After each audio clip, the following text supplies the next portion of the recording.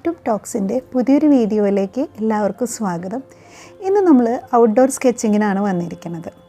സ്റ്റുഡിയോയിൽ ഇരുന്നിട്ട് നമ്മുടെ ആർട്ട് വർക്ക് ചെയ്യുന്നത് പോലെ തന്നെ ഇമ്പോർട്ടൻ്റ് ആണ് ഒരു ആർട്ടിസ്റ്റിനെ സംബന്ധിച്ചിടത്തോളം പുറത്തു പോയി സ്കെച്ച് ചെയ്യുക എന്നത്. അത് നമ്മളുടെ ആർട്ട് പ്രാക്ടീസിൻ്റെ ഒരു ഭാഗമാണ്.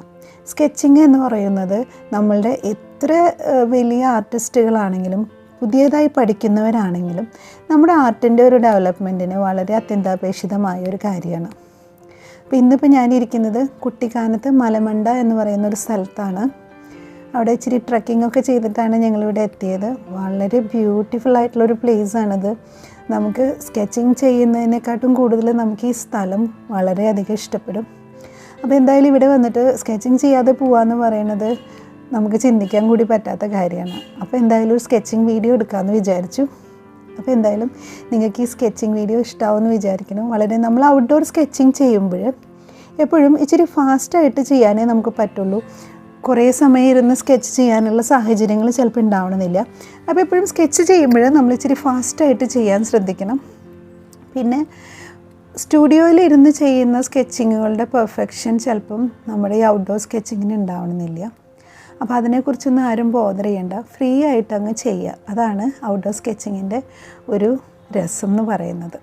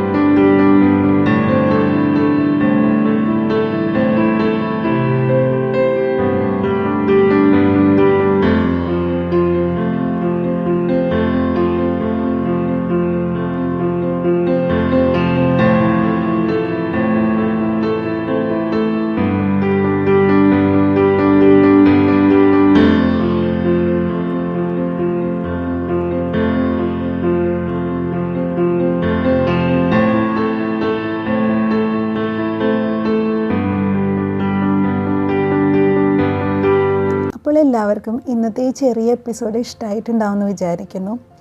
നിങ്ങളെല്ലാവരും തന്നെ നിങ്ങൾ പോകുന്നിടത്ത് സാഹചര്യം ഉണ്ടെങ്കിൽ ഒരു സ്കെച്ചിങ് ചെയ്യാൻ ശ്രമിക്കണം.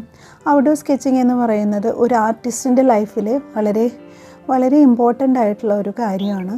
അപ്പോൾ നിങ്ങളെല്ലാവരും അത് ചെയ്ത് പ്രാക്ടീസ് ചെയ്യണം. പിന്നെ എൻ്റെ ചാനൽ ഇഷ്ടമാവുകയാണെങ്കിൽ സബ്സ്ക്രൈബ് ചെയ്യാനും ലൈക്ക് ചെയ്യാനും മറക്കരുത്. ഇനി അടുത്തൊരു പുതിയ എപ്പിസോഡിൽ കാണുന്നത് വരെ എല്ലാവർക്കും നന്ദി.